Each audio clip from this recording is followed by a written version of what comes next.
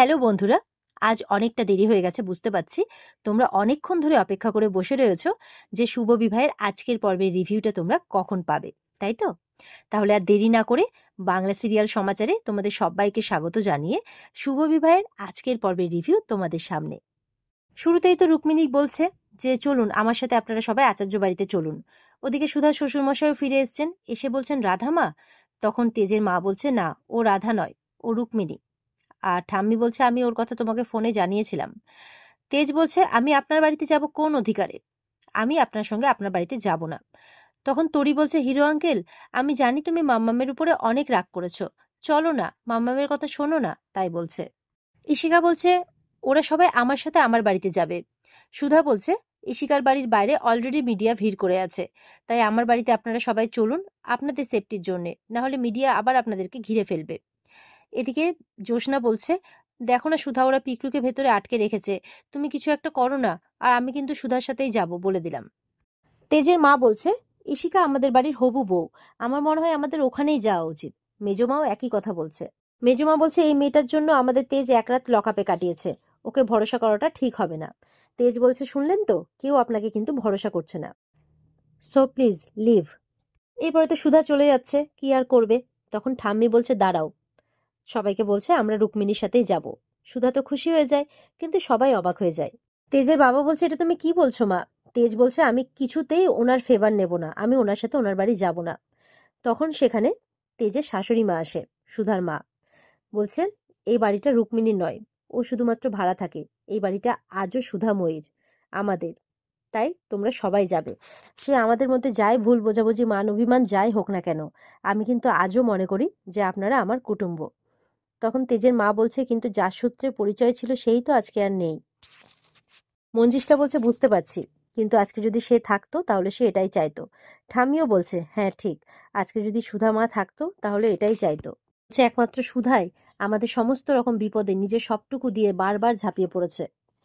সুধা মনে মনে বলছে আমি আজও আপনাদের পাশেই আছি ঠাম্মি, তবে আজকে আপনাদের এই দুর্ভোগ যারা করেছে তাদের আমি নিজে হাতে শাস্তি দেব। তরি বলছে দেখবে ভালো পিপি, মামাম ঠিক তোমার পিকলুকে, মানে আমার পিকলু দাদাকে তোমার কাছে এনে দেবে, তোমাকে কিচ্ছু চিন্তা করতে হবে না। জ্যোৎস্না হাসছে। এরপরে তো তেজকে সবাই মিলে বলছে, তেজের বাবাও বলছে চল, মা যখন বলছে চল, সমুদ্র বলছে চল দাদা, বড়রা সবাই আছে, চল, ঠাম্মিরও তো বয়স হয়েছে। কিন্তু তেজ বলছে যে যাওয়ার যাক, আমি কোথাও যাব না। যেই বাড়িতে রুক্মিণী সেনগুপ্ত আছে সেই বাড়িতে আমি একদম পা রাখবো না। ইশিকা বলছে তুমি এখানে থাকলে আমিও তোমার সাথে মন্দিরে থাকবো, বেশি বেশি সবকিছুতে।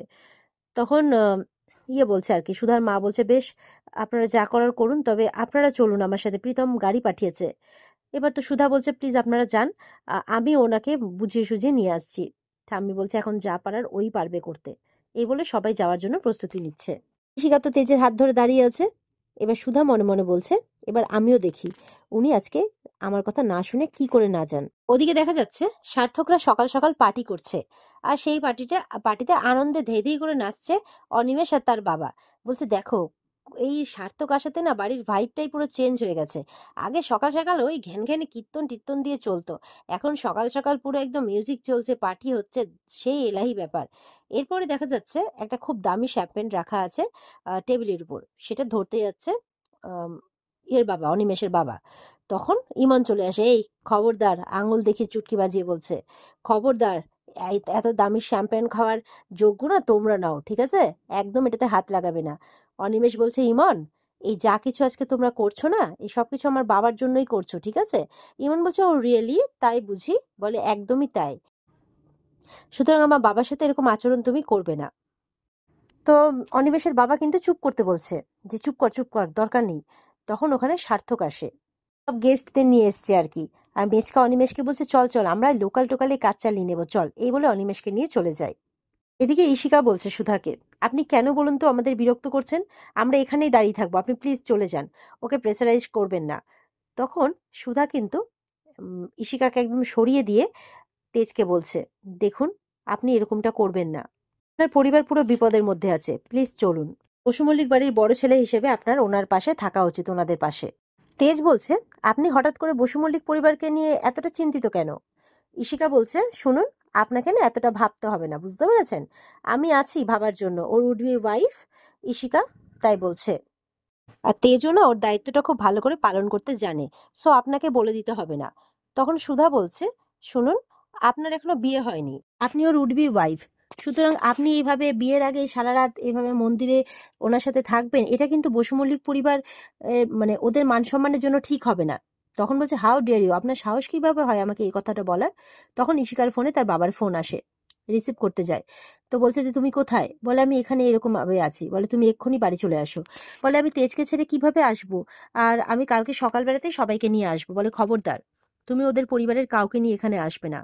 ওদের পরিবার সম্পর্কে এখন যা কিছু রটছে, ওদেরকে যদি আমরা আশ্রয় দিই তাহলে আমাদের মানে বিজনেসের উপরে এর একটা প্রভাব পড়বে। বলে ড্যাডি কি বলছো তুমি, বলে হ্যাঁ, আর তুমি ওখানে থাকবে না, তুমি এক্ষুনি বাড়ি আসবে।